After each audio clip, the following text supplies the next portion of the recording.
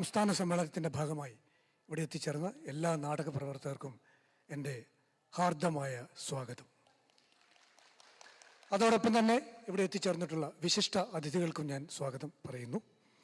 ഒപ്പം ഇവിടെ എത്തിച്ചേർന്ന മീഡിയ പ്രവർത്തകർക്കും പ്രസ് ആൻഡ് അതർ നമ്മുടെ പുതിയ നവമാധ്യമങ്ങൾക്കും എൻ്റെ സ്വാഗതം ഞാൻ അർപ്പിക്കുകയാണ്.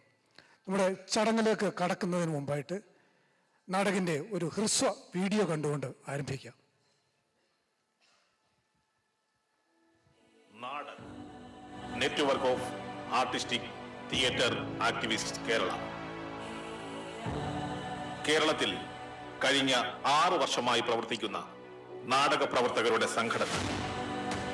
നാടകക്കാരുടെ സംസ്ഥാന അടിസ്ഥാനത്തിലുള്ള ആദ്യ സംഘടനയായ നാടക് ലോകമെങ്ങുമുള്ള നാടക പ്രവർത്തകരെ ഉൾക്കൊള്ളാൻ കഴിയുന്ന ബൃഹത്തായ പ്ലാറ്റ്ഫോം കൂടിയാണ്.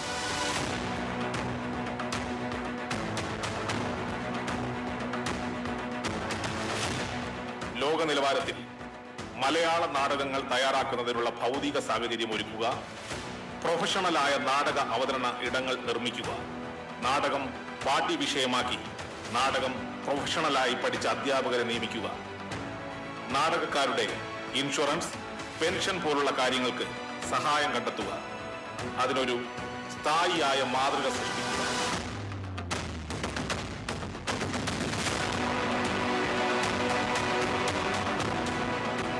ഇതിലെല്ലാം ഉപരി നാടകകലയ്ക്കും അതിലിടപെടുന്ന കലാകാരന്മാർക്കും ബഹുമാന്യത ഉണ്ടാകും.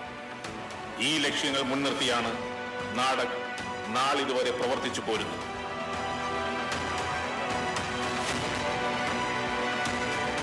നാടക പ്രവർത്തകരുടെ സാംസ്കാരിക സംഘടന എന്ന തരത്തിൽ മാനവികതയ്ക്കും മതേതരത്വത്തിനും വേണ്ടി നാടക് എന്നും നിലനിൽക്കുന്നു.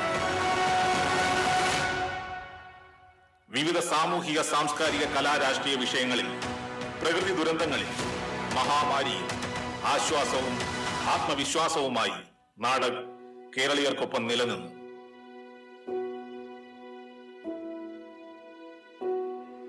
ഒരു പുത്തൻ സാംസ്കാരിക കേരള നിർമ്മിതിയിൽ എങ്ങനെ നാടകത്തിന് സജീവമായി ഇടപെടാം എന്ന ചിന്തയ്ക്ക് നാടക് എന്നും മുൻതൂക്കം നൽകുന്നുണ്ട്.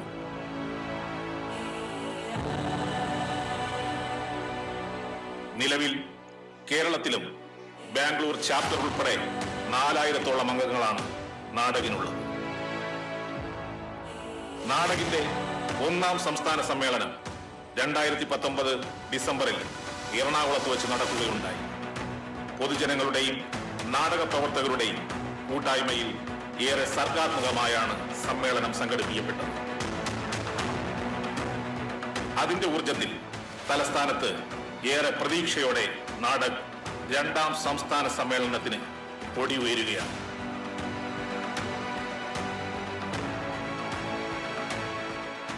ഏറെ പ്രതീക്ഷയോടെയാണ് നാടക പ്രവർത്തകർ ഈ സമ്മേളനത്തെ നോക്കിക്കാണുന്നത്. മാറിവരുന്ന രാഷ്ട്രീയ, സാമൂഹിക, സാംസ്കാരിക കലാ അന്തരീക്ഷത്തിൽ നാടക് പുതിയ ദിശാബോധത്തോടെ എങ്ങനെ പ്രവർത്തിക്കണമെന്ന് ഈ സമ്മേളനത്തിലൂടെ കൃത്യമായി തീരുമാനിക്കപ്പെടേണ്ടതുണ്ട്. ഈ സാഹചര്യത്തിൽ ഏറെ പ്രതീക്ഷയോടെ ഓരോ നാടക് അംഗങ്ങളെയും, പൊതുജനങ്ങളെയും, നാടകിന്റെ അഭ്യുദയകാംക്ഷികളെയും നാടക് 2ാം സംസ്ഥാന സമ്മേളനത്തിലേക്ക് ഹാർദമായി സ്വാഗതം ചെയ്യും.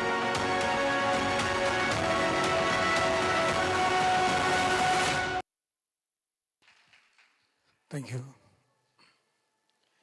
ഇനി ഔപചാരികമായ നമ്മുടെ നാടകത്തിൻ്റെ 2ാം സംസ്ഥാന സമ്മേളനത്തിന് തുടക്കം കുറിക്കുകയാണ്. അതിനായി അധ്യക്ഷ പദവിയിലേക്ക് ഞാൻ ആദ്യമായി സ്വാഗതം ചെയ്യുന്നത് നാടകിൻ്റെ സംസ്ഥാന പ്രസിഡന്റ് ശ്രീ പി രഘുനാഥിനെയാണ്. ഹാർദമായി അദ്ദേഹത്തെ വേദിയിലേക്ക് സ്വാഗതം ചെയ്യുന്നു.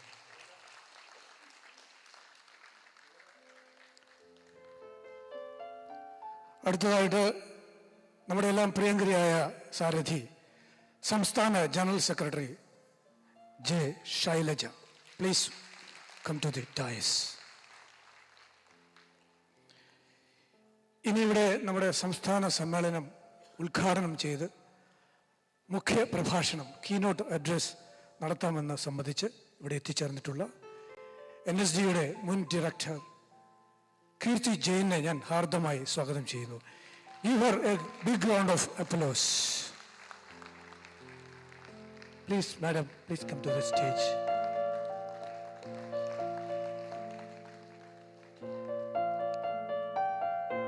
അടുത്തതായിട്ട് നമ്മുടെ ഈ സമ്മേളനത്തിലെ ഏറ്റവും അട്രാക്ഷൻ, ഇന്ന് ഇന്ത്യയിലെ തന്നെ പ്രമുഖ മനുഷ്യാവകാശ പ്രവർത്തക ടീസ്റ്റ സെതൽവർത്ത്.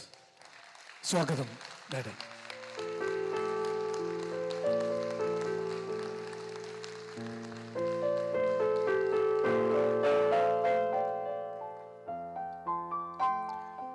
അടുത്തത് നമ്മുടെ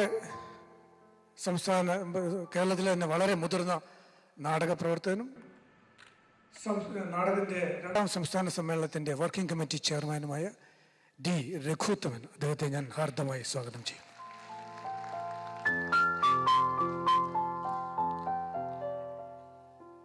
ഇനി നമുക്ക് ഔപചാരികമായ ചടങ്ങ് തുടങ്ങുകയാണ്.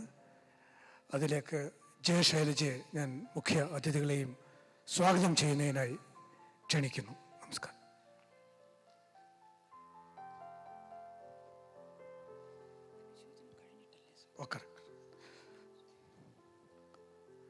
ക്ഷമിക്കണം, ഒരു ചെറിയ തിരുത്തുണ്ട്. നമ്മുടെ നാടക പ്രവർത്തകരെ വിട്ടുപോയ അനവധി പ്രമുഖരായ അദ്വൈതരായ കലാകാരന്മാർ നമ്മുടെ ഇടയിലുണ്ടായിരുന്നു. അവരെ അനുസ്മരിക്കുക എന്നുള്ളത് ഒരു ചടങ്ങിൻ്റെ ഏറ്റവും പ്രധാനപ്പെട്ട ദൗത്യം കൂടിയാണ്. അപ്പോൾ അത്തരമൊരു ചടങ്ങാണ് ഇനി നടക്കാൻ പോകുന്നത്. ആ ഓർമ്മ പുതുക്കുന്നതിനായി ഞാൻ വേദിയിലേക്ക് ക്ഷണിക്കുന്നത് സജി തുളസീദാസിനെയാണ്. അദ്ദേഹം നാടകത്തിൻ്റെ സംസ്ഥാന വൈസ് പ്രസിഡന്റ് കൂടിയാണ്. സ്വാഗതം സജി.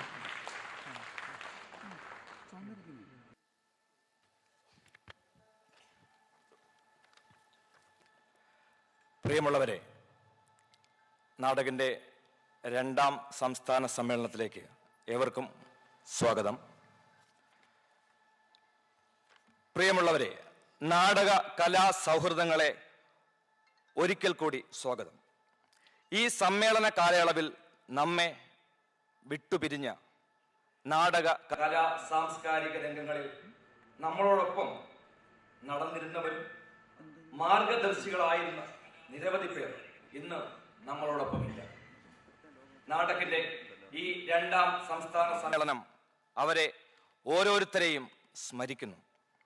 അവർ തെളിച്ച വഴിയിലൂടെ, ആശയത്തിലൂടെ കൂടുതൽ മികവോടെ ക്രിയാത്മകമായി മുന്നേറുന്നതിന് അവരുടെ ഓർമ്മകൾ പ്രചോദനമാകുമെന്ന് നമ്മൾ വിശ്വസിക്കുന്നു. ആ ദീപ്ത സ്മരണകൾക്ക് മുന്നിൽ ഹൃദയപൂർവം എല്ലാവരെയും ഒരിക്കൽ കൂടി ഓർമ്മിച്ചുകൊണ്ട് ആദരാഞ്ജലികൾ അർപ്പിക്കുന്നു.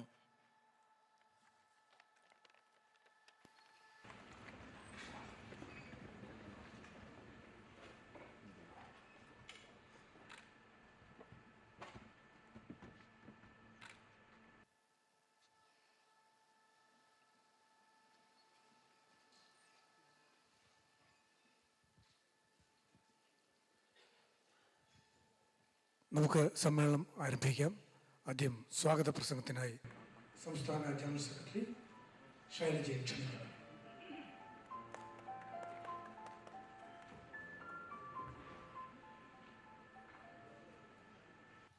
പ്രിയമുള്ളവരെ, നമ്മളിവിടെ കൂടിയിരിക്കുന്ന എല്ലാവരും, 1-2 പേരൊഴിച്ച് ബാക്കി എല്ലാവരും മലയാളികളാണ്. നമ്മൾ നാടകം ചെയ്യുന്നത് മലയാളത്തിലാണ്. നമ്മുടെ ഭാഷ മലയാളമാണ്. പക്ഷെ ചിലപ്പോഴെങ്കിലും ഔപചാരികതയുടെ പേരിൽ നമ്മൾക്ക് അതിഥികൾ ഉണ്ടാകുമ്പോൾ അതിഥി ദേവോ ഭവ എന്ന ആപ്തവാക്യം നമ്മൾ അറിയാതെ ഓർത്തുപോകുന്നവരാണ്. അത് കപടദേശീയതയുടെ പേരിലല്ല, നമ്മളുടെ ആത്മാർത്ഥമായ സ്നേഹത്തിൻ്റെയും ബഹുമാനത്തിൻ്റെയും പേരിൽ. ഇവിടെ വന്നിട്ടുള്ള 2 മുഖ്യ അതിഥികൾ നാടകം എന്ന് പറയുന്ന ഈ കുഞ്ഞ് സംഘടനയുടെ 2ാമത് 20-30 ഒന്നുമല്ല, 2ാമത് സംസ്ഥാന സമ്മേളനത്തിൽ എത്തുവാൻ ഇത്രയും വലിയൊരു സ്റ്റെപ്പ് എടുത്ത ഈ 2 വ്യക്തികളോടും എനിക്കുള്ള നിസ്സീമമായ സ്നേഹവും കടപ്പാടും നാടക് സംസ്ഥാന കമ്മിറ്റിക്കും എനിക്ക് വ്യക്തിപരമായുമുള്ള കടപ്പാട് അറിയിക്കുകയാണ്.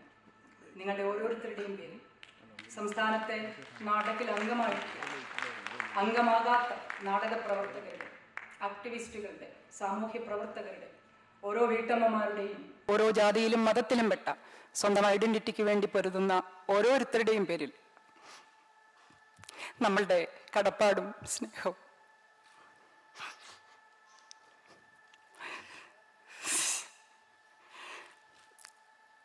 ഇവർക്ക് വേണ്ടി ഇംഗ്ലീഷിൽ സംസാരിക്കുവാനുള്ള അനുവാദം നിങ്ങളോട് ചോദിക്കുകയാണ്. ഞാൻ സാധാരണ മനസ്സിൽ നിന്ന് സംസാരിക്കുന്ന ആളാണ്. കുറിപ്പുകൾ ഉപയോഗിച്ച് ശീലമില്ല. കുറിപ്പുകൾ എന്നെ ഡിസ്ട്രാക്ട് ചെയ്യാറുമുണ്ട്. എനിക്ക് നോക്കി പറയാൻ അറിയില്ല. ബട്ട് ഇതൊരു വളരെ ഫോമലായുള്ള, ഒഫീഷ്യലായിട്ടുള്ള മീറ്റിംഗ് ആണ്. So I M reading something. This is mainly a gathering of Malayalis and we do theatre in Malayalam. So, under normal circumstances, I do not have to speak in English. This for you I am telling. However, because of two special individuals, Tista Sedalwa and Kirti Jain, who have arrived us as our guests, I request your permission to speak a few words in a language you also would understand directly. Kirti Jain and I go back several years, almost 25 years, and I can't imagine how long ago it all started. She was my teacher and mentor, and then we worked on many projects together. So basically, she knows me, the good, the bad, and the ugly me, the whole package. The temperamental Shailaja. Yes. And I think she has an idea of what I am doing here with Natak. So naturally, I don't need much persuasion to bring her here. I thank her from the bottom of my heart for being generous to me, for being our guest, and bringing the knowledge that she has to this great occasion. Thank you, Kirtiji. With one phone call, with one conversation, not much words, just ask her, Kirtiji, do you agree with me? Can you come some 5 days back? Am I right? Without not much question answer, she said, where is it? What's the occasion?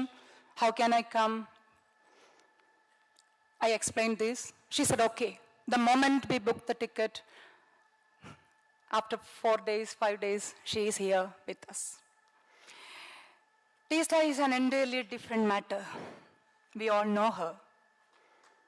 Personal, political, and cultural, and with all our blood and flesh. For being a human rights activist, for being a fearless journalist, and for her sheer courage to take on the mightiest of the land.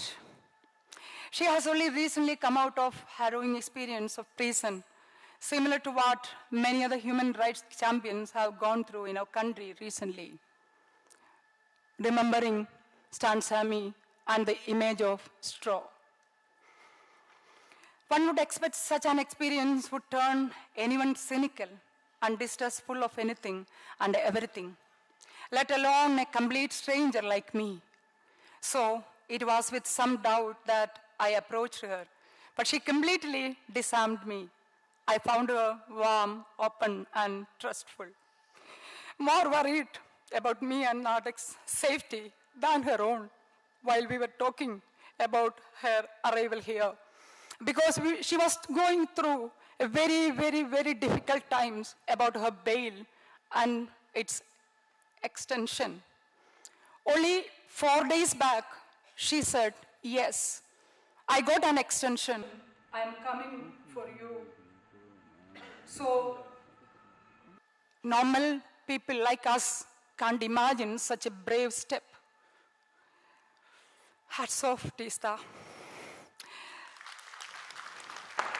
So it was with some doubt, yes. I found her warm, open, and trustful, more worried about me and Natak's safety than her own. It was a very tense phase in her life. It is even now as we speak. But she has not allowed that to draw her spirit ancestor of our life. I'm so lucky to have known her. Only a bit sad I couldn't spend more time with her because of the commitments I have with the conference.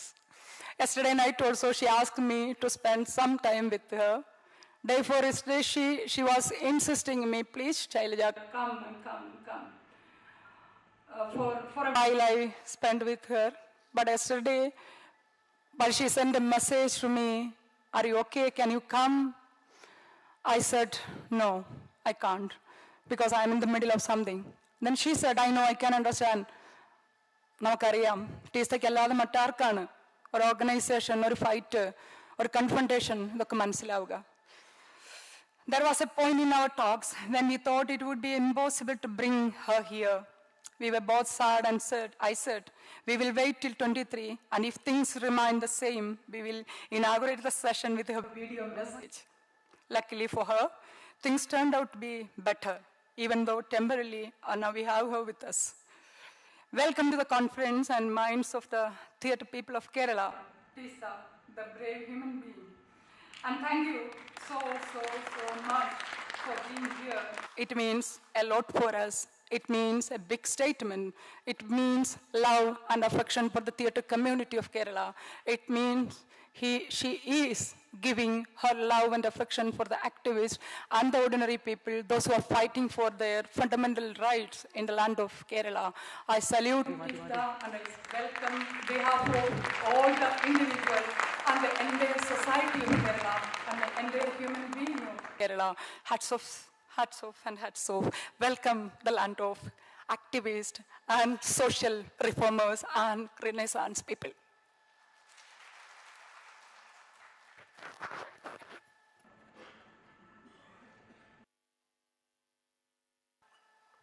Thank you Shailaja. വളരെ heart touching ആയിട്ടുള്ളൊരു welcome address ആയിരുന്നു. ഇനി അടുത്തായിട്ട് നമ്മുടെ അധ്യക്ഷ പ്രസംഗമാണ് ഇവിടെ നടക്കേണ്ടത്. അതിലേക്ക് നമ്മുടെ സംസ്ഥാന പ്രസിഡന്റ് പി രഘുനാഥനെ ക്ഷണിക്കുന്നു. Please come sir.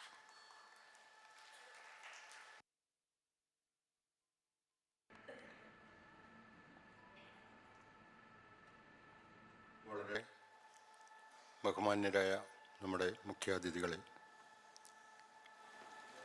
സംസ്ഥാന സെക്രട്ടറി രഘുത്തമൻ, നമ്മുടെ പ്രിയപ്പെട്ട നാടക പ്രവർത്തകരെ, മറ്റ് ബഹുജനങ്ങളെ,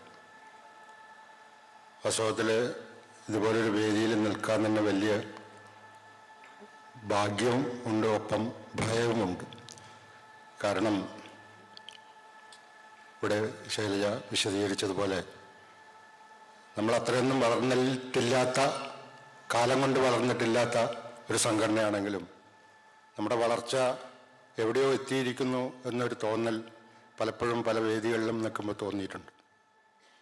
നാടകക്കാർക്ക് യാതൊരു ഇടവുമില്ലാതെ നിൽക്കുന്ന കാലത്ത് നാടകക്കാർക്ക് നിൽക്കാനൊരു സംഘടന എന്നുള്ളൊരിടം എങ്കിലും കഴിഞ്ഞത് ഈ സംഘടനയുടെ ഏറ്റവും വലിയ ഒരു ദൗത്യമായി തന്നെ നമ്മുടെ മുമ്പിലുണ്ട്. ഇനിയും എത്രയോ ഉയരത്തിലേക്ക് ഈ സംഘടന വളരേണ്ടതുണ്ട്. ഞാൻ ദീർഘിപ്പിക്കുന്നില്ല. നമ്മുടെ ഗസ്റ്റുകൾ, നമുക്ക് പിന്നീട് കൂടുതൽ സംസാരിക്കാം. ഗസ്റ്റുകളാണ് സംസാരിക്കാനുള്ളത്. ആദ്യമായി സംസാരിക്കുന്നതിന് ശിഷ്ട അവരുകളെ ക്ഷണിക്കുക.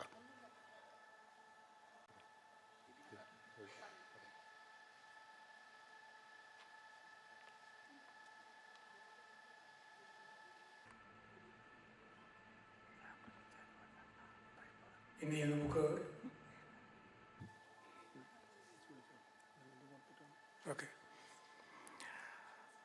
നമ്മുടെ ഇന്നത്തെ രാഷ്ട്രീയ കാലാവസ്ഥയിൽ മനുഷ്യാവകാശ പ്രവർത്തനങ്ങൾക്കുള്ള മുഖ്യ പങ്ക് നമ്മുടെ നാടകക്കാർക്ക് പറയാതെ തന്നെ മനസ്സിലാവുന്ന കാര്യമാണ്.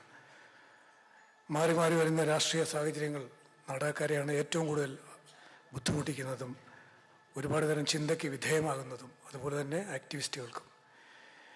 നമ്മുടെ ക്ഷണം സ്വീകരിച്ച് വളരെയധികം ബുദ്ധിമുട്ടുകൾ, വളരെയധികം പ്രയാസങ്ങളിലൂടെ കടന്നു പോകുന്ന ഒരു കാലഘട്ടത്തിൽ, ഒരു സമയത്ത് ഈ ക്ഷണം സ്വീകരിച്ച് ഇവിടെ എത്തിയ മനുഷ്യാവകാശ പ്രവർത്തക ടീസ്റ്റ സെത്തൽവാളിനെ ഞാൻ ഹാർദമായി നമ്മുടെ പ്രഭാഷണത്തിന് വേണ്ടി സ്വാഗതം ചെയ്യുന്നു. അതിനു മുമ്പായി madam, we would like to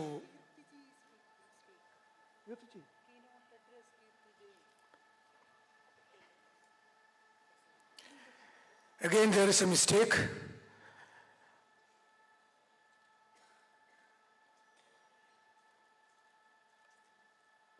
ഞാൻ ഈ വേദിയിലേക്ക് ക്ഷണിക്കാൻ എന്നോട് പറഞ്ഞതിനനുസരിച്ച് കീർത്തി ജെയിനാണ്. എനിക്ക് തെറ്റിപ്പോയതാണ്.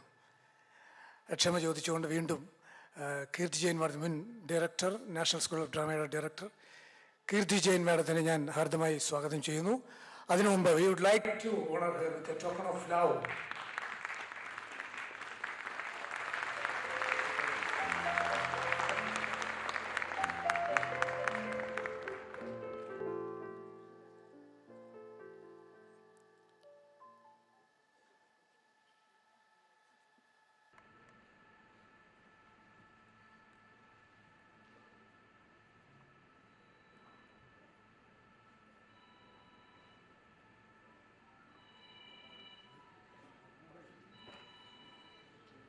Namaskar.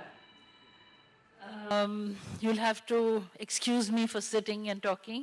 I have some problem with my legs, so difficult to stand.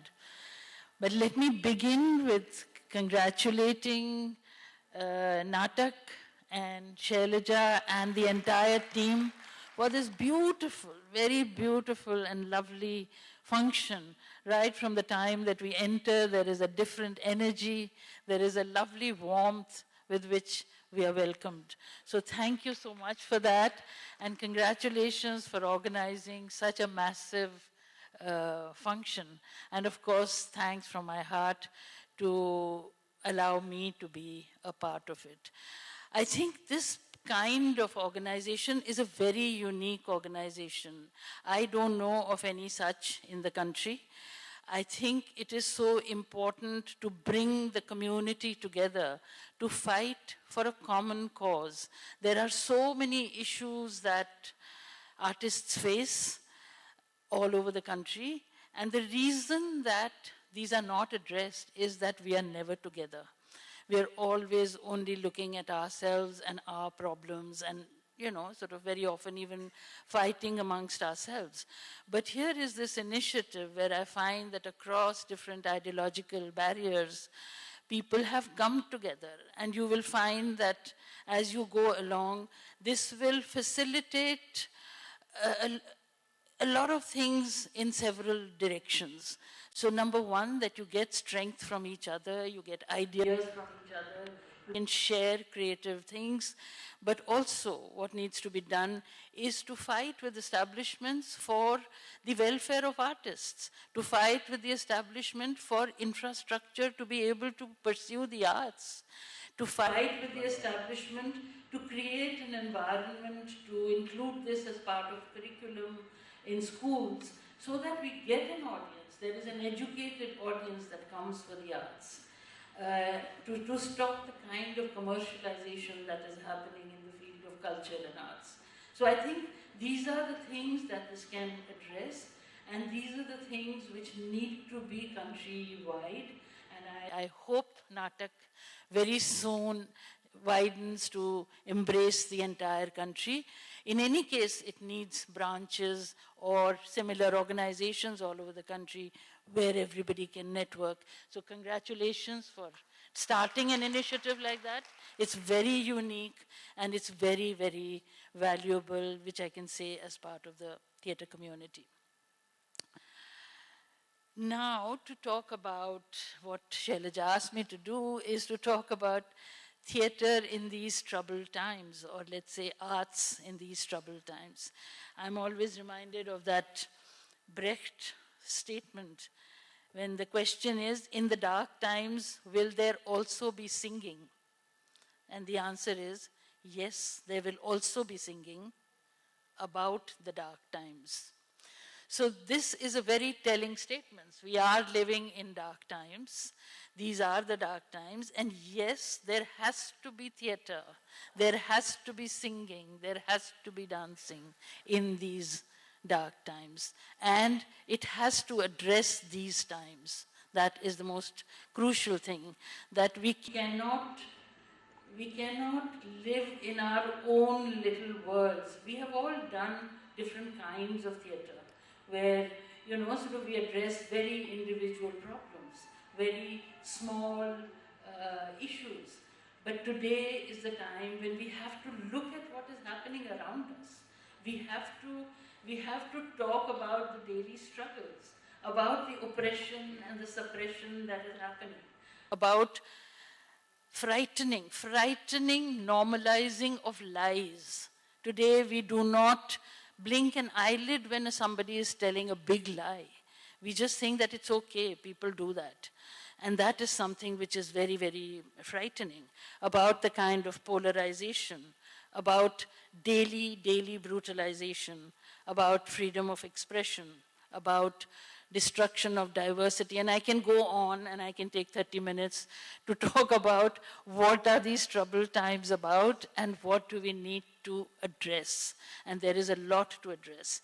So today, I don't think the artist has the liberty to not be political. I don't think the artist has the liberty to say that, oh, I don't want to get into politics. So, because I think that would be the most illiterate statement to make, in my view, because these are times which are very different from normal times. These are times which need to be addressed from all directions. There has to be kind of multifaceted action, different art forms, different structures, different methods from where we need to approach, where we approach different groups of people, we approach different areas, different regions, different problems, and find new innovative ways of doing that. Because when things are so bad, you cannot talk, sort of sing songs of nature.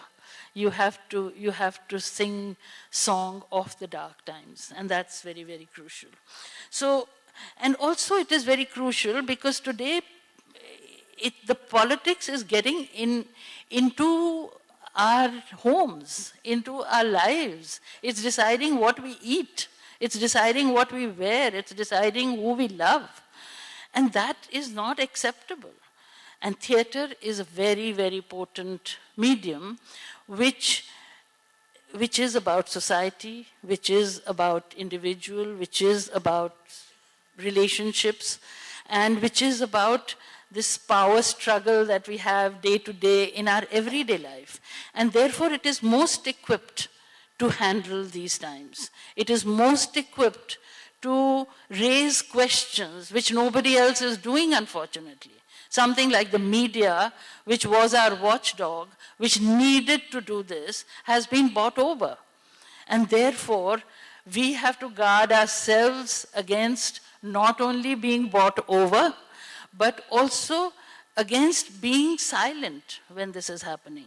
We cannot afford to be silent. And this is something which, I know that it's easy to say that.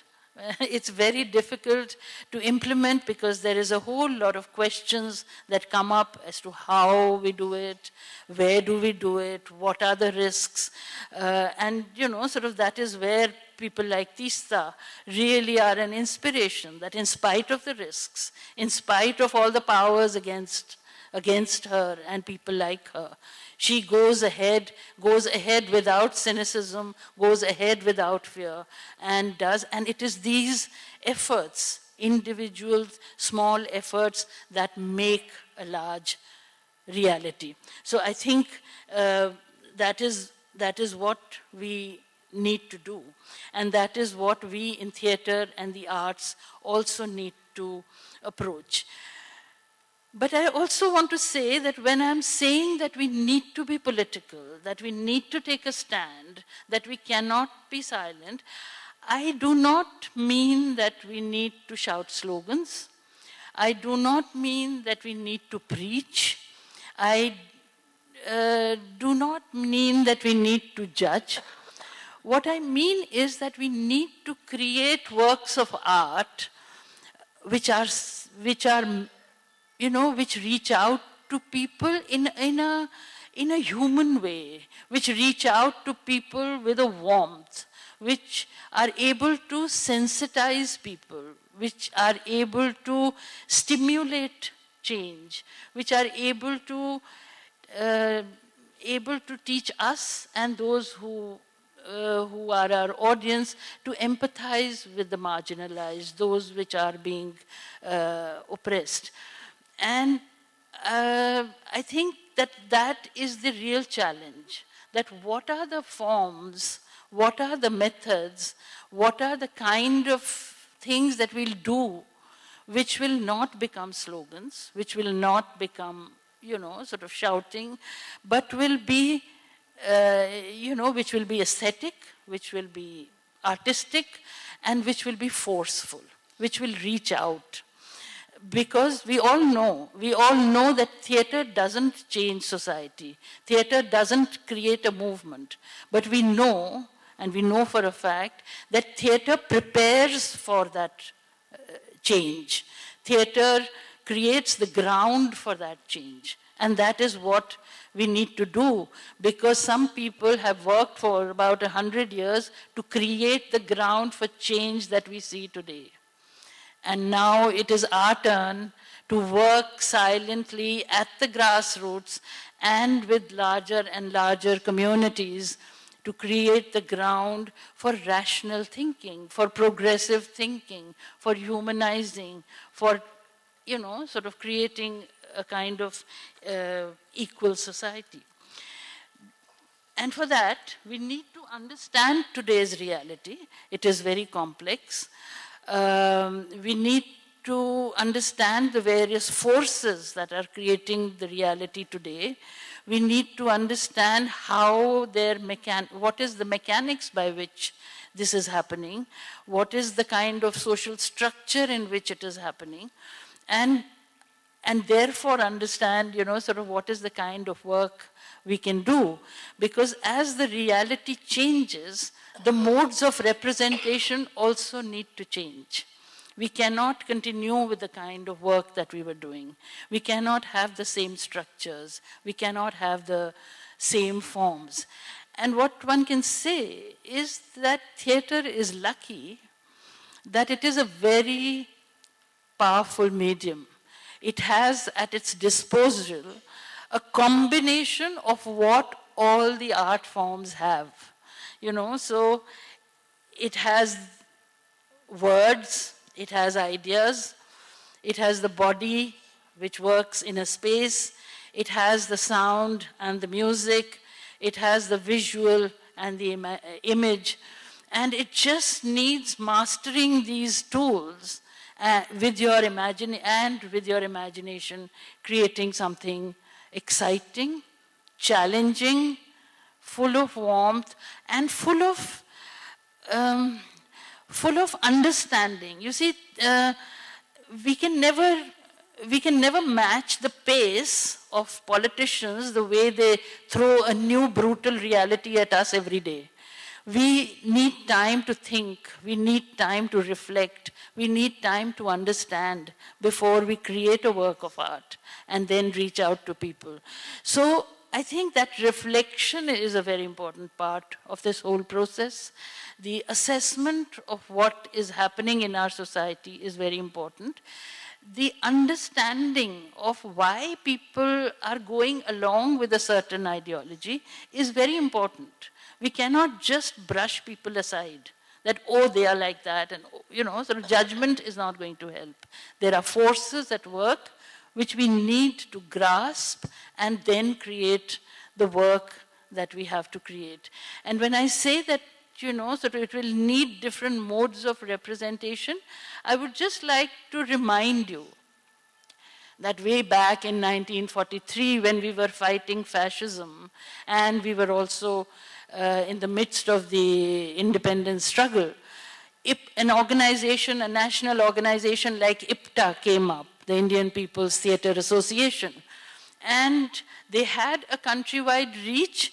They had an understanding of how they can reach out, so they would reach the nook and corners of the country through the traditional artist, gave just ideas, and the traditional artist wrote plays, wrote narratives, wrote kathas, and reached out with all his artistry at his command and the kind of power to connect with people.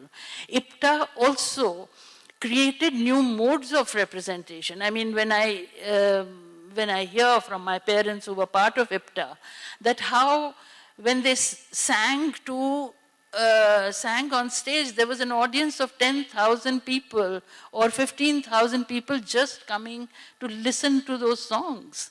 Now that's a very powerful tool. We have all our traditional forms which have the potential of being so popular. And if only we could put our faith in those artists, they could reach out with modern content, reach out with contemporary content. IPTA did that. IPTA also kind of initiated the street theater movement, the street, going to mohallas, working with them. They created the new dance drama kind of medium which Shanti Bardhan and others did.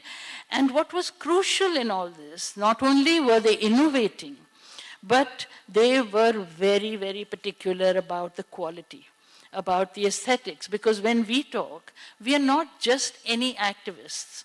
We are artistic activists, we are cultural activists. So our art has to be in the forefront. We have to take pride in what we are doing, not just in what we are saying. Because we're not just saying, we are performing, we are expressing through our art. And that, I think, is extremely crucial. Another person and that is why I quoted Brecht, comes to mind is the kind of writing that Brecht did. He responded to his times, and, he therefore had to tweak the forms that were happening before him, which were very powerful, which were very popular, but he felt that it needed a different kind of theater to make people aware, to make people question, and to make a kind of critical audience. And therefore, that was his response to his times. I am reminded of a very interesting conversation I had with one of our visiting directors from Poland in National School of Drama. I had been noticing for several years that whenever anybody from East Europe, any director, came, whether it was East Germany or Poland, or even USSR, they would work very closely with a lot of on subtext. I hope you all understand what is subtext, that what the word is saying, there is a lot else that is being meant through, and which is expressed through the body, through the sound, through the space, through the compositions, through the properties. Now, so I asked him that, how come, most of you work so much on subtext? And he says the reason is very simple. We have all had very dictatorial regimes which sort of asked for strong censorship. Now, in a world of censorship, how do we say what we want to say? So we say it through the subtext. And that subtext is what the audience comes to see. They have all seen that play several times. But they want to see how we are saying that, what we are saying through that word, or in that moment, or in that situation. And I thought that was a very, very interesting statement and a kind of an answer to what we can do in this, sort of in these times. In these times when all words are being stifled, all modes of expressions are being stifled, all speech is being stifled, we have to find modes where we will be able to communicate through some kind of subtext. And therefore, I feel that it is a great responsibility for us to create these new methods or new modes or new structures of what we express and how we express them. But while we are doing this, we have to also be very, very cautious that we don't fall into traps. One of the very possible traps and an easy trap is to fall into the trap of revivalism. You know, when we approach tradition, when we approach the traditional, we can start glorifying it like it is being glorified without a critical thought. But that is not what is going to change. That is not what is going to bring in progressive ideas. Progressive ideas can only come if we question all existing structures, and particularly the structures that are being touted by the establishment today. That is very crucial, that those structures are particularly questioned. And so these are a lot of challenges which I feel that we as creative people face.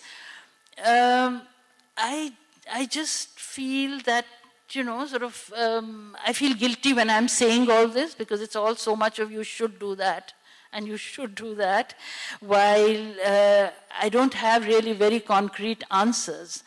But one of the things which I feel very passionately about is the fact that we have to look 30 years, 50 years ahead of what will happen. Because for me, you know, we have been brought up in a very liberal times. We have been brought up to dream of liberal times.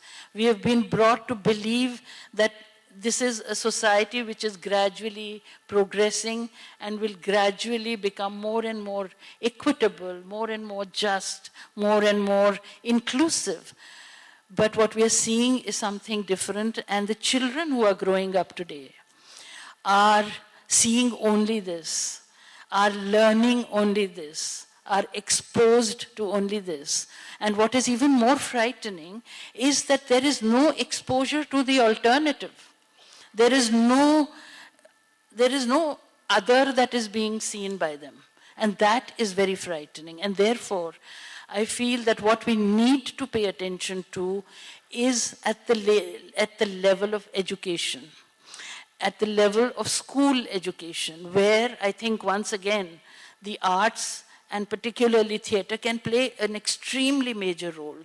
I have been very actively engaged in theater in education and drama in education, where we know that those modes of, you know, classroom teaching or pedagogy create a very different kind of child, because it is participative, because it tries to give ownership of that subject, of that expertise to the child, because it believes in trusting the child, because it gets the child to, you know, articulate, gives the freedom or the space to the child to not just listen, but to contribute.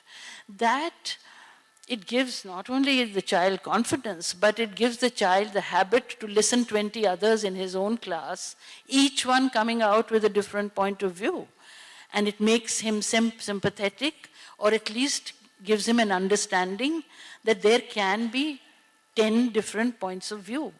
That it is all right to have 10 different points of view. That we can live together with all these different points of view. And that, to me, is very, very crucial in this whole process of theater in education and drama in education.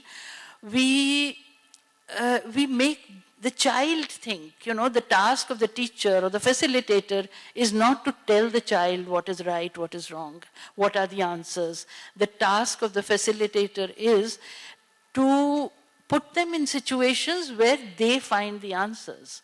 And once they find the answers, they feel empowered. And once they're pushed into finding the answers, they have to make choices. They have to think.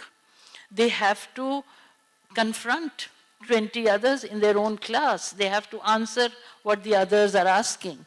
And that, I feel, is the key to preparing a thinking citizen, which is what we find lacking today. Which is fine. We suddenly find what's happened to the people. Why are they thinking like that? How can they not see the reality? How can they not understand what is so obvious? But it is because our systems, our education systems down the ages have only created children who are meant to listen, not to think, not to participate, not to contribute, not to question. And I feel that one of our major contributions, one of the answers that I can give, I don't have answers to many questions, but one of the answers I can give is that as many of us as can get involved at the school level, then and engage with children, not preaching them that this is right and this is wrong, but for them to find out for themselves what is right, what is wrong, for them to make sense of the world around them, for them to make sense of the society, of them questioning their own people, their own parents, for instance. And I think that is very crucial. That is where there can be hope. I don't think in the immediate future we have ready structures which can challenge what is happening, but at least we can try to safeguard what can happen or what should happen in the future. So I think that to me is one of the answers to what is happening today. Let us all join hands to reach out to the young, to give them alternatives, to make them aware of what the alternatives are, can be, and to look for more alternatives, to question everything that they do, to make a critical choice. And that would be preparing for a better society. And with that, let me close with another Brecht quote. Bank robbery is an initiative of amateurs. True professionals establish a bank. So let them go let them go on robbing, let them go into destroying, but our task is to build a more positive future. Thank you. Thank you so much, Madam. Thank you very much for your valid and appropriate points, progressive points. അടുത്തത് നമുക്ക് ഇതിൻ്റെ മുഖ്യ ഉദ്ഘാടന ചടങ്ങാണ് നടക്കേണ്ടത്. ഞാൻ ആദ്യം തന്നെ അതിൻ്റെ ഒരു ഇൻട്രൊഡക്ഷൻ പറഞ്ഞു കഴിഞ്ഞു. അതുകൊണ്ട് ഇനി റിഹേഴ്സൽ പോലെ വീണ്ടും അത് ആവർത്തിക്കുന്നില്ല. ഉദ്ഘാടകയായിട്ട് എത്തിയിട്ടുള്ളത് നിങ്ങൾക്ക് എല്ലാവർക്കും സുപരിചിതരാണ്. ഇന്ന് ഏറ്റവും അധികം ഇന്ത്യയിൽ ചർച്ച ചെയ്യപ്പെടുന്ന ഒരു വ്യക്തിത്വം കൂടിയാണ് അറ്റീസ്റ്റ സെതൽവാദ്. മാഡത്തെ ഹാർദമായി ഈ ഉദ്ഘാടന ചടങ്ങിലേക്ക് സ്വാഗതം ചെയ്യുകയാണ്. അതിനു മുമ്പ് we would like to hand over a token of love. Madam please.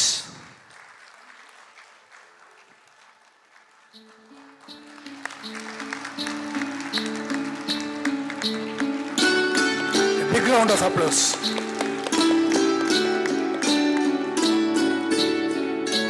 ഉദ്ഘാടനം ചെയ്ത് സംസാരിക്കുന്നതിനായിട്ട് മാഡത്തെ ക്ഷണിക്കും.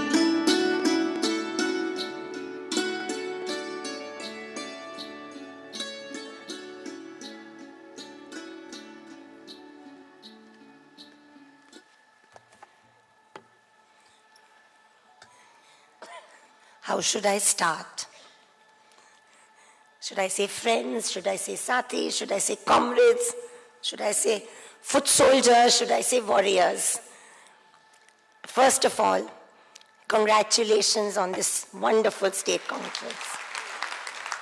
I mean, I'm just amazed for the last 2 days. Fortunately, I decided to do what I don't normally do, which is come and go. And I said I want to come earlier. I want to get to know the young people and the dynamic people and the not so young people who are doing things in Natak, so that I get to know and we build lasting relationships. I think what Natak is doing, I'm trying to understand it, I've not fully understood it yet, is something quite unique and quite incredible.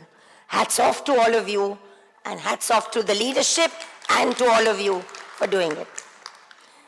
Shailaja, the utter warmth and the generosity with which you not just invited me, but have continued to shower your love and affection and caring is very healing for me at this point.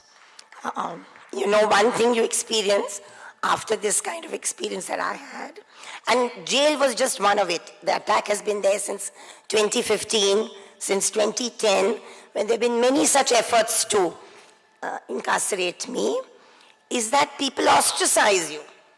Even organizations you've known, nice people, perfectly decent people, would prefer not to involve yourself with somebody like that.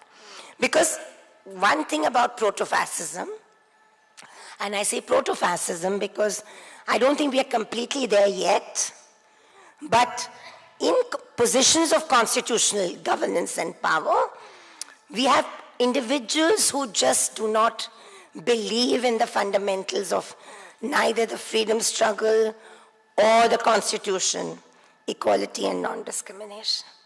So one of their tactics is fear, intimidation, violence, and also fragmenting us. Fragmenting us, because you attack one section, that section gets isolated and identified. Then you attack another section, and that section gets identified and isolated and ostracized. Then you attack one more section, all apparently discrete attacks, but they actually stem from the same ideology that does not want India to remain a constitutional republic, where our preamble is our guiding star, where the sovereignty is with you and me, we the people. Electoral democracy cannot trump constitutional democracy. And I think what we are seeing is, and I say this with a matter of shame, that the Indian Parliament is being used to dismantle our constitution brick by brick. The laws that are being manipulated and passed without discussion, without debate, without the essential of a democracy, which is that even a sole voice counts. Even one voice of dissent or disagreement, we need to listen to. Because the day we don't, and we allow only the majority to rule, we become a mobocracy. And I think that is we are teetering there, we are getting there. Hopefully we won't completely topple over. But so much of that is left to us. I keep hearing whinings and cries about what the opposition is capable of or not capable of. We must continue to criticize that and push them. But I think a lot lies with the people. It's individual acts of resistance and bravery that will stop that man or woman who's trying to lynch an innocent. And that's theater. You just need to stop that hand. That requires courage. It requires conviction. It requires to just step out of our own protected mind. Nobody is protected. That's the other thing I want to say. That none of us are safe. If we think that by ostracizing X or Y or Z, we will remain safe, I think we are just buying time. We are just buying time. None of us are really safe. But let me talk a little bit in the language of theater, something I've always loved, though I'm not a theater person per se. I write, I write, I'm an activist, I write different kinds of stuff. But theater has always been very special for me, right from school and college days. And I was thinking today, because one of the typically cliche things you do, and I just love the quotations that Kirti had in her speech, is you think of a quotation, because sometimes quotations sum up the drama in a few lines. So I was thinking of these wonderful lines of Chaplin, because I think Chaplin was the ultimate, critique, and with humor, and with such passion, and with such a light slate of hand, that he engages us still. When he said that life is a play that does not allow testing. Life is a play that does not allow testing. So sing, so cry, so dance and laugh, and live intensely before the curtain closes and the piece ends with no applause. And I think that is something we need to absorb, that whatever we do with a deep conviction from within. And I think the time here and now, and I say here and now even topographically or geographically speaking, Kerala is special. I know many of you feel that those of us from outside who like the air we breathe when we come here, who enjoy the vibrations when we come, not just to Trivandrum or Kerala or Kochi or Calicut, but even in this beautiful stadium, which from the moment we drove in and that beautiful aesthetic over there, there is something different and special here. It's possibly got to do with the demographic diversity. It's possibly got to do with a certain passionate commitment to political dialogue and diversity. I don't know. My dearest Keralite friends tell me, but there is patriarchy, but there is a lot of rigidity.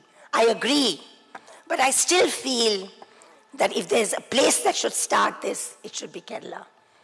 And I think if Kerala is doing it, and if Natak has, in very 7 difficult years, or 7 I think, 6, emerged out of such a difficult phase in our lives, in our country's lives, in our people's lives, in our nation's lives, then I think it's something we really need to understand, not just in terms of empathy, but in terms of why this becomes necessary everywhere. Friends, if I come here and I just sit like this, somebody will ask me, will you be able to get up or sit back? And then I will tell you that in the barrack 6, when I was for 60 days, I was trying to think that was a black height or what height. There were windows. I was opposite you. My feet was on the floor. And over there, at that height, was this one window. There were windows through the barrack, but that was my window because I could see it morning, noon, and night. And in that window, I would see sunrise, sunset, a peacock, a monkey, and sometimes an eagle. And I think it's important, therefore, to also talk about nature, because when you're inside a barrack and in jail, it is seeing the peacock, seeing the monkey, sometimes seeing the black cat Arjun who used to walk in the night, and all of us women would run to see him. I don't know why he was called Arjun, but they had already called him Arjun. All these were signs of hope and freedom, that maybe one day we would all be outside. And there are a lot of my friends still inside. There were a lot of conversations. And I just keep telling myself, somebody said why I'm not bitter. And I think one of the reasons is that when I was inside, I kept thinking of Sokalo Didi. Sokalo Gond is the Adhyaksha, the president of the All India Union of Forest Working People, of which I am the vice president. She's been to jail twice, in 2015 and 2018. She was there for a month in 2018. We ran a campaign to get her released. And she didn't eat food. She said, I will not eat jail food. I mean, I used to keep thinking when I was inside, I ate very little there. So I lost a little bit of weight. I need to lose more. But she would not eat. She just ate phal and milk. And we were worried. Our whole union was worried that how will she survive? But her spirit was indomitable. Then there was Rajkumari, also in jail. Roma, another Sati, also in jail. And even as we speak, we know the names of friends and activists in Delhi, in Tihar jail, whether it is Gulfishan, Umar, and so many others, Miran Haider. And we name those prisoners though there are many others. There are 5 lakh under trials in India. But we are naming those who are political prisoners because they are there because of the stand they took, of the stand we take to just stick by what we believe and non-violently assert that belief. And even that seems to irk those who believe that words are dangerous, humor is dangerous, theater is dangerous, art is dangerous, and therefore it becomes so important for all of us to understand that what you are trying to do together in Natak is something that will give you strength. Because when you become a collective, the fear gets diffused. The collectivity of action makes it a little less easy to become a target. Little bit. So it's extremely important. I mean, whether we use the words of Baba Saheb Ambedkar, Shikshit, Sangatit, Sangharsh, it's obvious. People ask me, do you not feel fear? How can you not feel fear? Of course I feel fear. The question is, do you succumb to it or do you somehow think that collectivize it into action? And I was telling Kirtiji this morning, we spent a lovely few minutes together, that for me the biggest strength was, and I want to say something personal to Shailaja, that I'm looking forward to when she gets back to creating theater again. Because that's how the conversation started. That when you get into organization building, sometimes you forget your own time for theater. And that's happening to me, that because I'm so much absorbed in my organization building, I write less, and I don't like it. I want to write all the time. In jail, I wrote a lot, every day 3,000 words. I fought for my pen, I fought for my pad, and I used to handwrite a lot. So I think it's important that we do also what we are good at, apart from organization building, which very few people do. So don't stop the organization building, but also do some theater. It's very important that we keep doing what we are good at. And one of the things I wrote way back in 2016, and I realized that today in 2022, I can say the same thing, but it's much, much worse, is that we have a government today which has declared a war on different sections of its own people. So, an elected government has declared a war on the people of this country. What do I mean by that? Look at what's happened to our labor laws. We don't even talk about it anymore. 150 to 170 years of hard-earned workers' struggles, 8-hour working day, the right to leisure, the right to good health in my workplace, the right to parity between men and women, the right to a sexual harassment committee in the workplace. All of these hard-earned rights have been whittled away by the labor codes.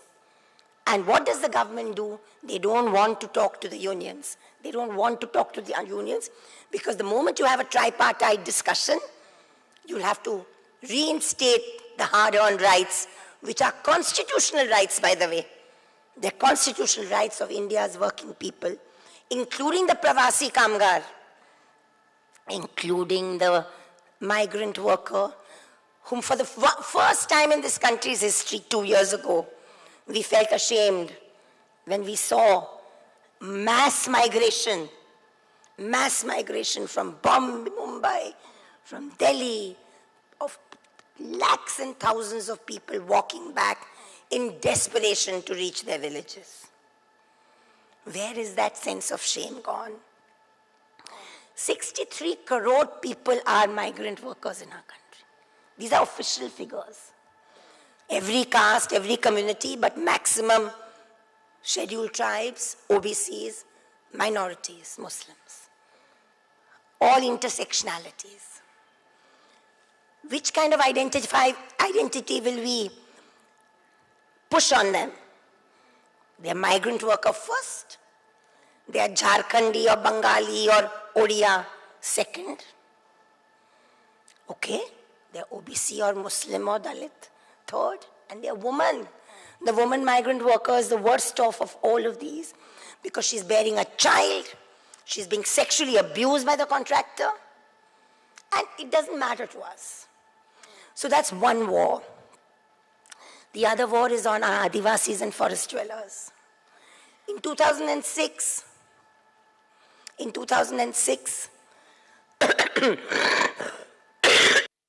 6 years after the Constitution, thanks to the forest workers' struggle, we got the Forest Rights Act of 2006.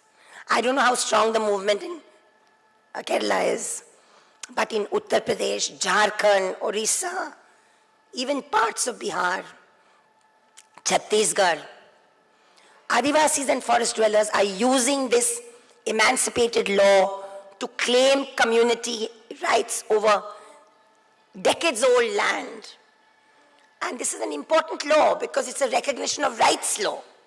It's a law that recognizes pre-British which are the tribes who lived on that land. And it's a law that gives life to Schedule 5 and 6 of the Constitution.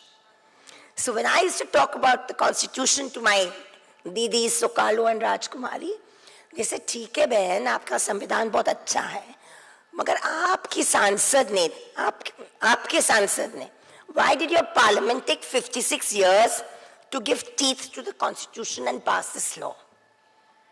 And that's the point. 75 minus 8 years, and I'm minusing 8 years for obvious reasons, before 2014, this country was somehow slowly being pushed by the democratic rights of the people to get decolonized, to get more democratic.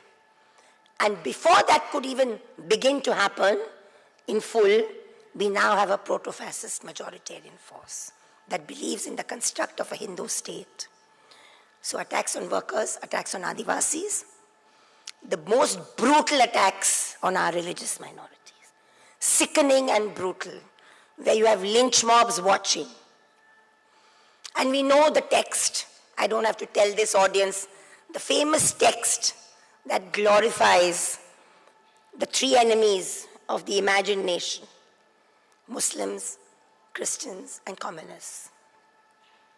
So we are seeing this played out. We are seeing this played out in the public domain.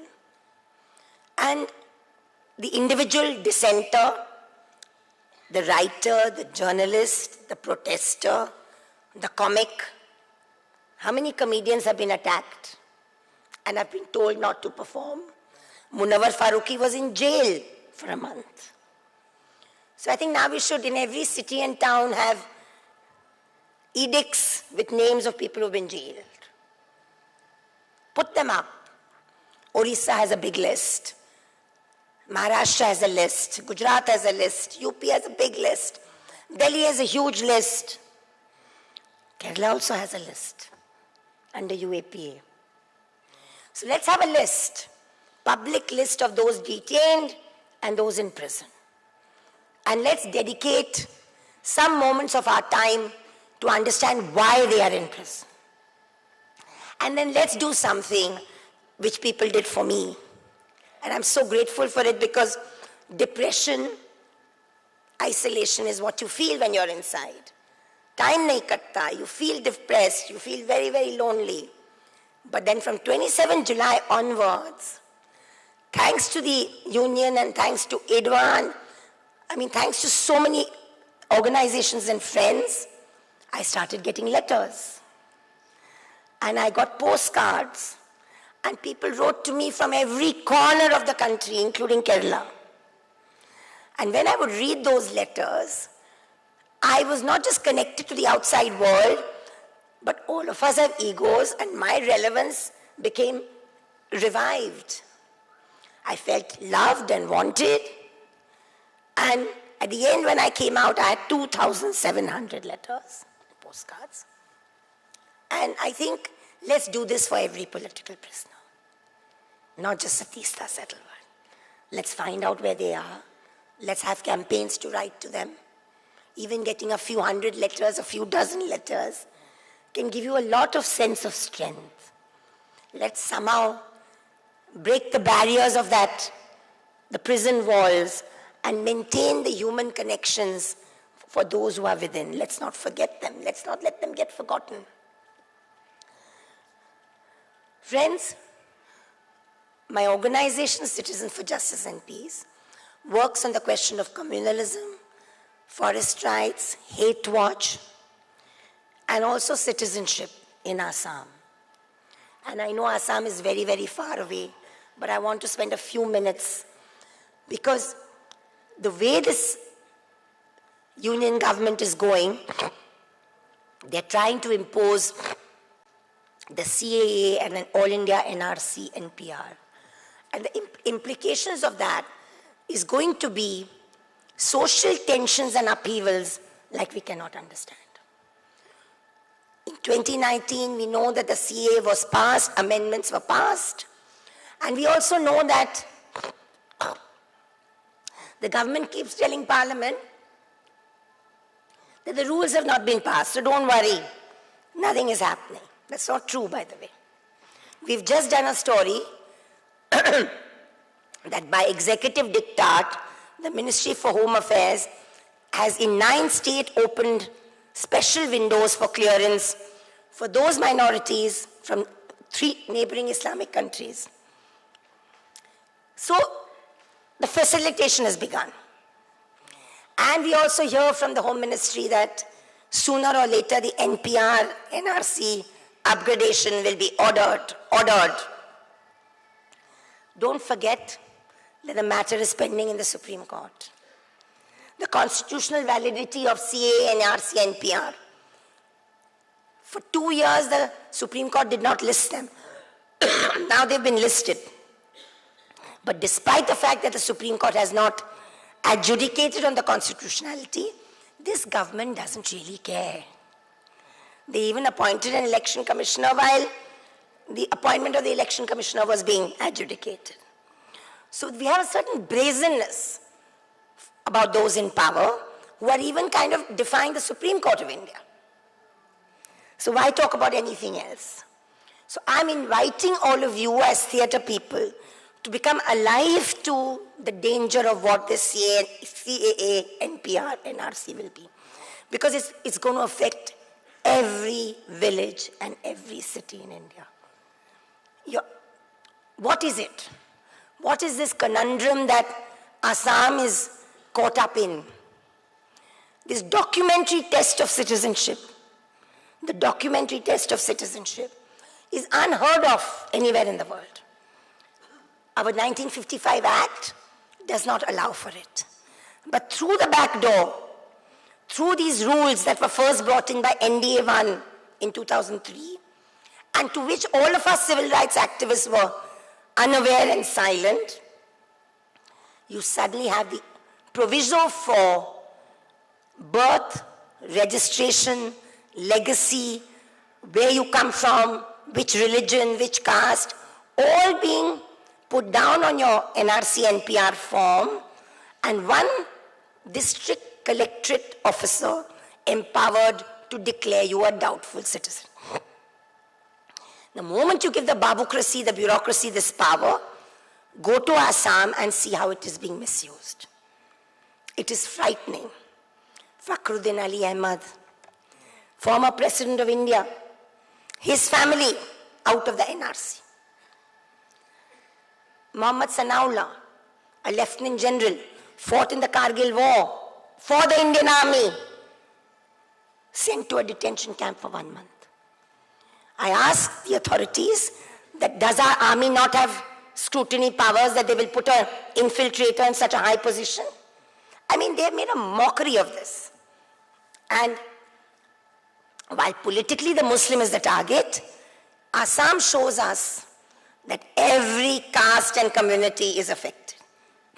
The Namoshodras, the Santals, the Rajbanshis, the Gorkhas, Bengali Hindus, Ahomis, everybody is affected.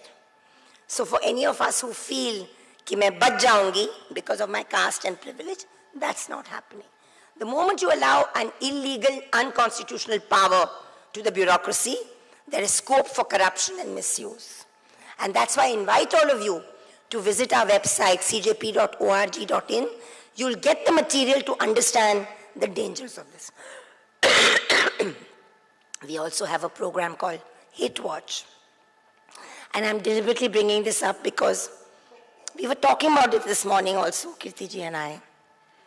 And no sensible person cannot speak about it in today's India.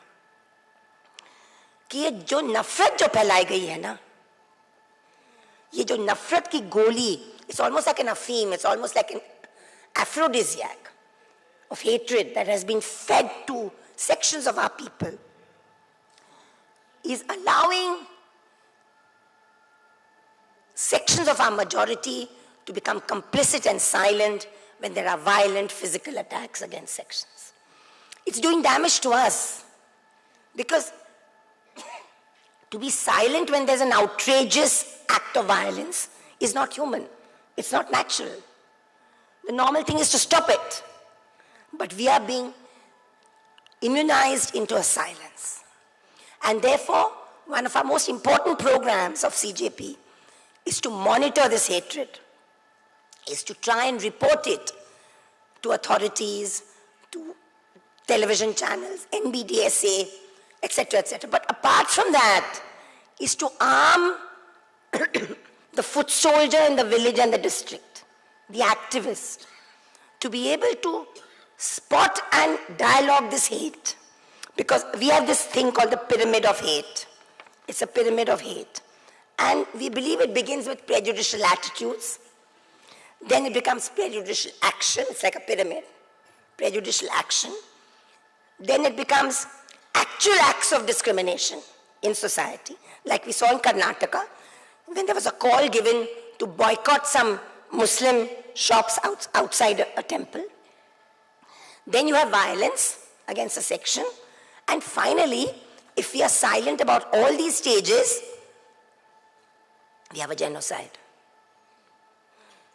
A mass act of targeted violence. And hence there's a huge responsibility on us to arrest the prejudice, to dialogue about the prejudice, to have discussions about the prejudice. Because I agree with Kirti ji when she talked about theater in the classroom, that you can't teach diversity. No.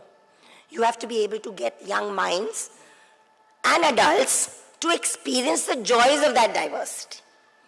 And I was finding it very intriguing that one of our programs we've been running since 1994 is in schools. It's called Khoj. And we try to develop an alternate pedagogic approach where the child's world, the young mind's world, becomes the center of the classroom. And her or his feelings, her or his values, emotions, and opinions are constantly part of the discursive battle. So we encourage debate, even if there are contentious subjects. We ask young people to write migratory histories of their families. कि आप कहाँ से आए? कौन से गांव से आए? Which language do you speak? Do you speak the language of your village still? Do you go back to that village sometime? कोई connection है कि नहीं? And then once they trace that migratory history and they talk about it, either in Banaras, where we are doing this, or Mumbai or Pune, suddenly that classroom, which was monocultural because of the uniform and the class discipline, suddenly with this narration, अचानक वो diversity हो जाती है. वो कन्नड़ में कोई बोल रहा है तो कोई कश्मीरी में कोई बोल रहा है तो कोई गुजराती में कोई बोल रहा है तो कोई मराठी में कोई बोल रहा है. And how did they get this migratory history? They got it by talking to their family members, some old aunt or some old uncle or some grandmother. So families also like it because families also feel कि आज हमारे बच्चे बड़े disconnected हो गए हैं. So let's talk about it. we've come up with this amazing collection of these stories, which we're going to publish soon. We have this team in Assam, which is all much younger than me, all younger than 40. All castes, all communities, half of them are women who are going village to village to village, giving paralegal and legal work on the question of citizenship. And we are handling 200 cases a year. Why am I telling you all this? First, to share. I wanted to share, of course. But I'm also telling you this because for me, in those 63 days, 70 actually if you count the police remand, when I was inside, the only message I kept sending everybody was, keep on working, don't stop. First 6-7 days, there was a shock after my arrest. But my greatest joy and strength was that CJP's work did not stop. And after the first week, it revived. They carried on through pain, through anger. I said, this is the only reply we can give, is that the work should not stop. Yes, the individual is important, but also the collective endeavor should not stop. And that's why I believe, friends, that we have to make spaces, develop our subtexts of resistance, not be stupidly adventurous, but not compromise either. And constantly think of stories and narratives. And you know, we have many stories in India. Kerala has millions of them, which are stories of eternal resistance to authoritarianism. And people will see the parody like this. I mean, I gave a separate lecture on the Constitution, and you know, I feel like laughing when people try to tell me that abhi law commission mein bhi aise judges ko bitha diye hain that do not believe in the Constitution. The ones who, from Kerala, who called love jihad a danger. That, how did our Constitution come into being? आवाज से आया क्या? हमने France से import कर दिया क्या? French revolution के बाद? क्या हमने अमेरिका या इंग्लैंड से इंपोर्ट किया? I mean, what are you talking about? Do you have contempt for the Indian people? For centuries, this land has had people who have questioned caste and inequality. For centuries. They have been silenced. There's been violence against them, but they have never stopped questioning. आप बुद्ध को पकड़ लो, महावीर को पकड़ लो, बसवन्ना को पकड़ लो, नारायण गुरु को पकड़ लो, एकनाथ, नामदेव, तुकाराम, फुले, अंबेडकर को पकड़ लो, कबीर को पकड़ लो, नानक को पकड़ लो. I mean, ऐसे औरतें भी थी हमारे बीच में. There are women also. राष्ट्रीय सेवा दल has actually made a list of the women who countered caste and asserted their right to remain as single women and not marry. It is all these values of resistance that went into the making of the challenge against British rule, the challenge to colonial rule, and finally the Constitution.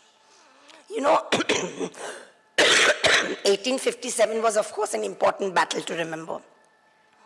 And it needs to be deconstructed and all of that.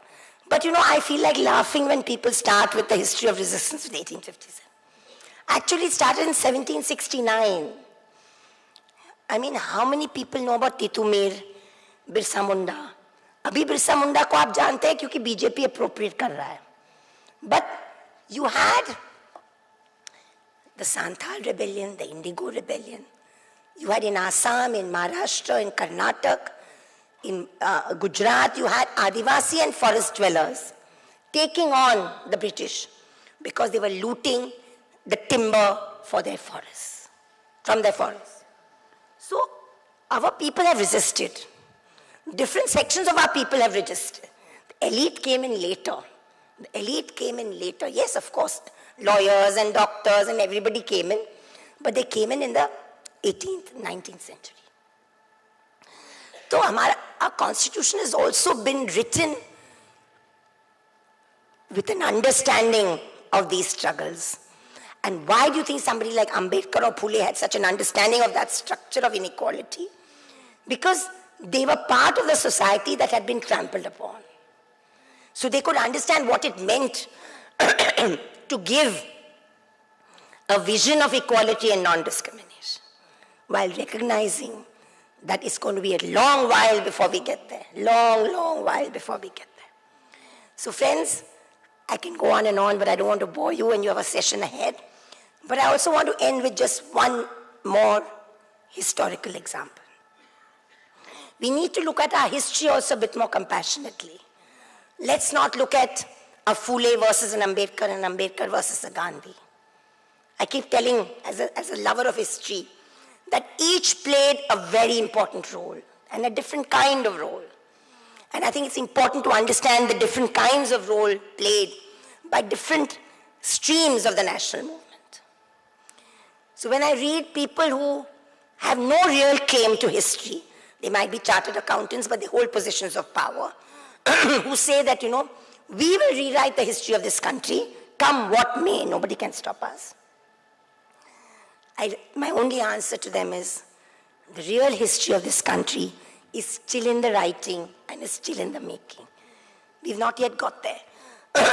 Eventually, history will decide whether the people of this country will write this history and the representatives of those communities who struggled against colonial rule will write that history, or whether that section which today views a political project in the refashioning of the Indian state as its goal, whether that section will rewrite history.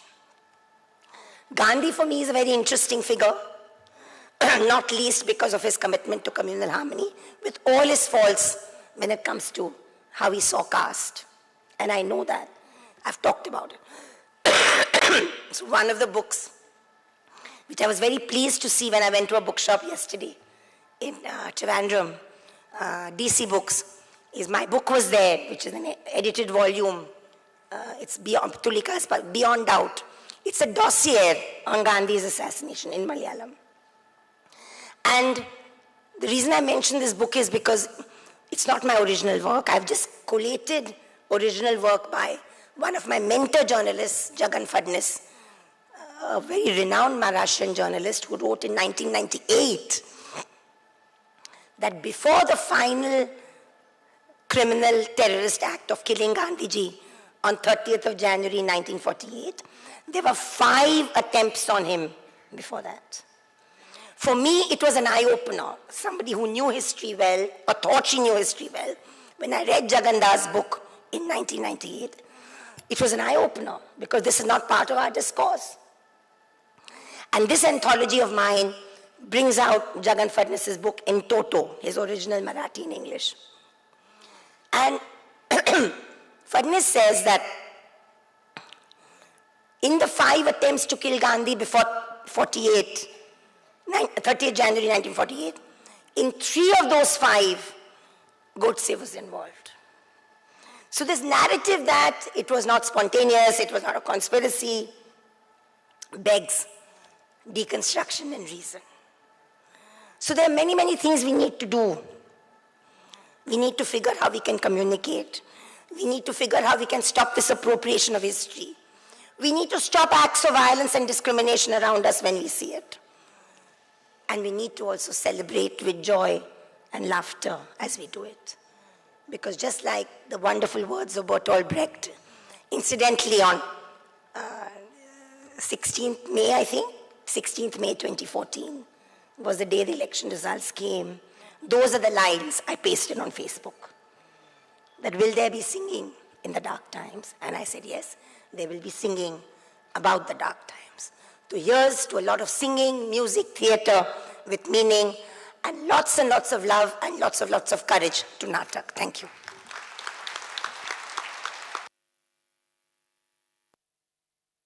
Thank you so much, madam. Thank you.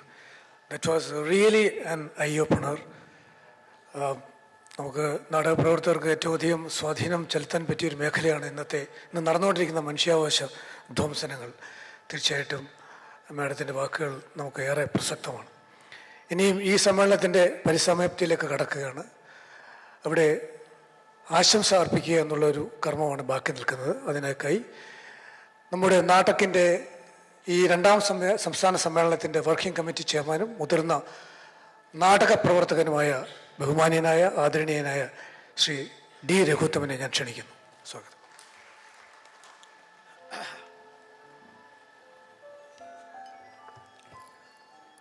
വേദിയിലും സദസ്സിലും ഇരിക്കുന്ന സുഹൃത്തുക്കളെ, വിശിഷ്ട അതിഥികളെ,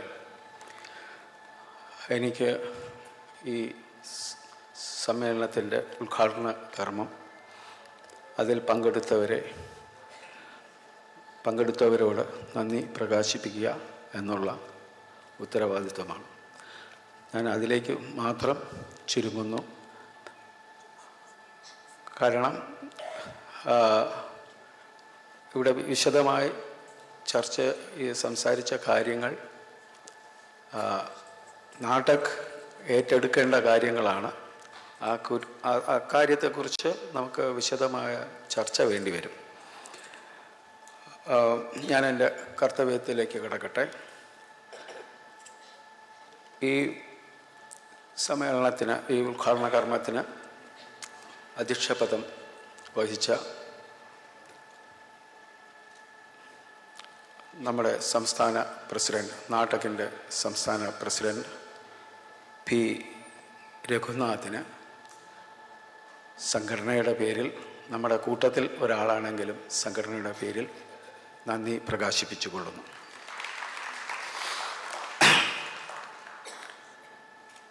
രണ്ടാമത് മുഖ്യ പ്രഭാഷണം നടത്തിയ കീർത്തി ജെയിൻ, നാഷണൽ സ്കൂൾ ഓഫ് ഡ്രാമയുടെ മുൻ ഡയറക്ടറായിരുന്നു. ശൈലജയുടെ അധ്യാപികയായിരുന്നു. ശൈലജ പറഞ്ഞു, അവർ പറഞ്ഞ കാര്യങ്ങൾ തീസ്റ്റ സെതൽവാത്ത് പറഞ്ഞതിൽ നിന്നും വ്യത്യസ്തമായി ആണെന്ന് തോന്നുമെങ്കിലും രണ്ടും ഒരേ ദിശയിലേക്കാണ് പറഞ്ഞു വച്ചത്. നാടകക്കാർ എങ്ങനെയാണ് ഈ കെട്ടകാലത്ത് നമ്മുടെ പ്രശ്നങ്ങളെ നേരിടുക, അത് സബ് ടെക്സ്റ്റ് എന്നുള്ള ഒരു കാര്യം പറഞ്ഞു. അത് രാഷ്ട്രീയക്കാർ അവരുടെ സമരമുറയിൽ ഉപയോഗിക്കുന്ന രീതിയാണോ ഒരു നാടകത്തിൻ്റെ സമീപനം, രീതി എന്നൊക്കെ വിശദമായി സംസാരിച്ചു. അവർക്കും on behalf of Nadak, I thank Kirti Jain for being here with us. Thank you, ma'am.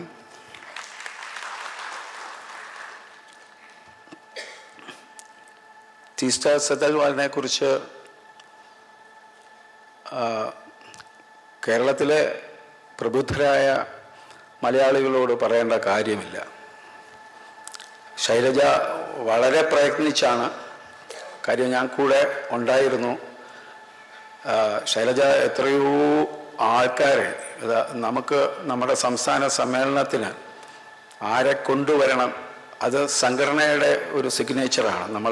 നമ്മൾ ആരെയാണ് ഇവിടെ നമുക്ക് വേണ്ടി നമ്മളോട് സംസാരിക്കേണ്ടതെന്ന് കൃത്യമായ ധാരണയോടുകൂടിയാണ് കുറച്ച് ആൾക്കാരെ തിരഞ്ഞെടുത്തത്.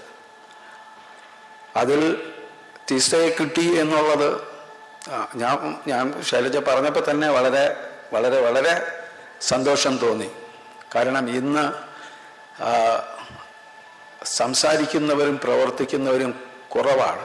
അതുതന്നെയാണ് ഈ രണ്ടുപേരും സംസാരിച്ചത്. ഒരാൾ നാടകത്തിലൂടെ എങ്ങനെയാണ് സമൂഹത്തെ മാറ്റിമറിക്കുന്നതെന്നും, മറ്റവർ അവരുടെ ആക്ടിവിസത്തിലൂടെ എങ്ങനെയാണ് അവർ ജയിലിൽ കിടന്ന സമയത്ത് അവരുടെ പ്രവർത്തനം, അവരുടെ കൂടെ പ്രവർത്തിക്കുന്നവർ തുടർന്നു എന്നുള്ളതാണ് അഭിമാനമെന്നാണ് അവർ പറഞ്ഞത്. അങ്ങനെ നമ്മളെ ഇൻസ്പയർ ചെയ്ത Tista Setalwat. On behalf of Nadak, I thank Tista Setalwat for being us and giving us a wonderful, inspiring talk. Thank you, ma'am.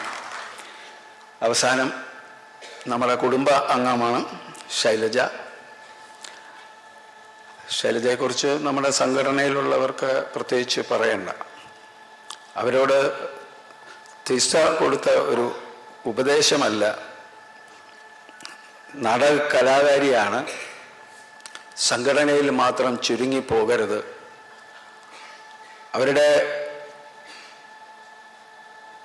അവർ ചെയ്ത നാടകങ്ങൾ ഇനിയും അവരിൽ നിന്ന് ഒരു ക്രിയേറ്റീവ് ആർട്ടിസ്റ്റ് എന്നുള്ള രീതിയിൽ ഇനിയും വരാനുണ്ട്. നമുക്ക് അറിയാം, സംഘടനയിലുള്ള കുറച്ചു പേർക്കെങ്കിലും അറിയാം, കഴിഞ്ഞ ഈ 6 വർഷമായി മറ്റൊന്നും ചെയ്തിട്ടില്ല. അപ്പം ഞാനുൾപ്പെടെ എന്തെങ്കിലും ചെറിയൊരു നാടകമോ ഒരു ക്ലാസ് എടുക്കാനെങ്കിലും നമുക്ക് സമയം കിട്ടിയിട്ടുണ്ട്, സംവിധാനം ചെയ്യാൻ കഴിഞ്ഞിട്ടുണ്ട്, അഭിനയിക്കാൻ കഴിഞ്ഞിട്ടുണ്ട്. അവർക്ക് ഒരു ആർട്ടിസ്റ്റിനെ സംബന്ധിച്ചോളം നമുക്ക് മനസ്സിലാവും, അയാൾ ഒരു സംവിധായകനോ നടനാണെങ്കിൽ അയാൾക്ക് അത് ചെയ്യാതിരിക്കാൻ, പാട്ട് പാടുന്നവന് പാടാതിരിക്കാൻ കഴിയില്ല എന്ന് പറഞ്ഞതുപോലെ അവർക്ക് അവരുടേതായ ഒരു ലോകം, ഒരു കലാപരമായ ഒരു ക്രിയേറ്റീവ് വേൾഡ് ഉണ്ട്.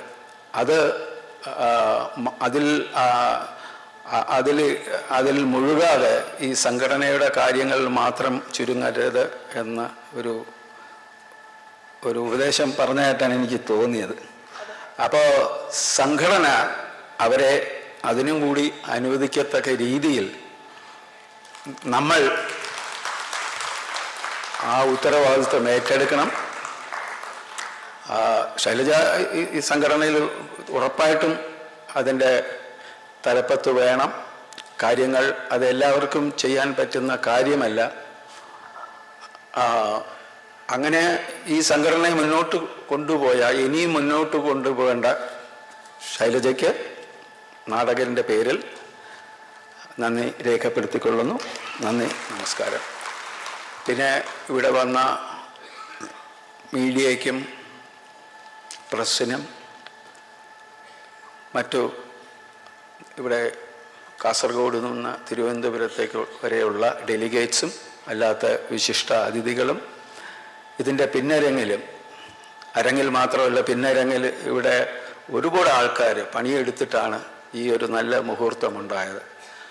ആ എല്ലാ വ്യക്തികളെയും ഞാൻ എപ്പോഴും അവസാനിപ്പിക്കുമ്പോൾ പറയാറുള്ളതാണ്, സംഘാടനമാണ് ഏറ്റവും ബുദ്ധിമുട്ട് ഉള്ളതും താങ്ക്ലെസ് ജോബുമായിട്ടുള്ളത്. എൻ്റെ ഗുരു ശങ്കരപ്പിള്ള സാറ്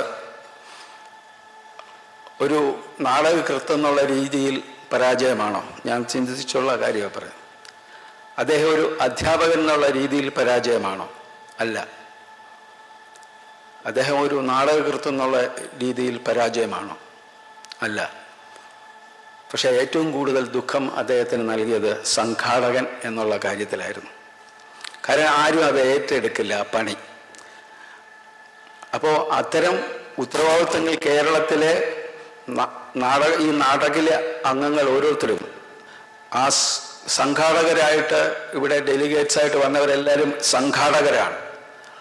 ആ സംഘാടകർ ആണ് വലിയ ശക്തി.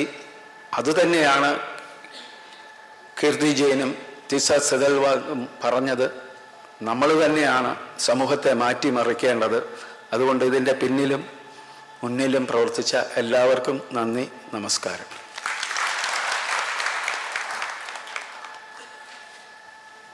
നാടകിൻ്റെ 2ാം സംസ്ഥാന സമ്മേളനത്തിൻ്റെ ഭാഗമായുള്ള ഈ പ്രൗഢഗംഭീരമായ ഉദ്ഘാടന ചടങ്ങ് ഇവിടെ അവസാനിച്ചിരിക്കുകയാണ്. പുറത്തേക്ക് പോകുന്നതിന് മുമ്പ് ചെറിയ ചില അറിയിപ്പുകൾ വരാനുണ്ട്, അതിൽ കൂടി വെയിറ്റ് ചെയ്യുക. ഇനി ലഞ്ചാണ്. വരുന്ന 3 ദിവസങ്ങൾ നിങ്ങൾക്ക് എല്ലാ തരത്തിലുമുള്ള ആഘോഷത്തിനും അതുപോലെ തന്നെ ബൗദ്ധികമായ വ്യായാമത്തിനുമൊക്കെ ഇടവരട്ടെ എന്നുകൂടി ആശംസിക്കുന്നു. നമസ്കാരം. നമസ്കാരം. പ്രതിനിധികളുടെ ശ്രദ്ധയ്ക്ക് ഇനിയും രജിസ്ട്രേഷൻ ചെയ്യാത്തവർ ഉടൻ തന്നെ പുറത്ത് രജിസ്ട്രേഷൻ കൗണ്ടറിൽ രജിസ്റ്റർ ചെയ്ത് അവരവരുടെ ഡെലിഗേറ്റ് പാസ് വാങ്ങേണ്ടതാണ്. അതുപോലെ തന്നെ നമ്മുടെ ഉദ്ഘാടന സെഷൻ്റെ ഒരു ചെറിയ ഡിലേ വന്നതുകൊണ്ട്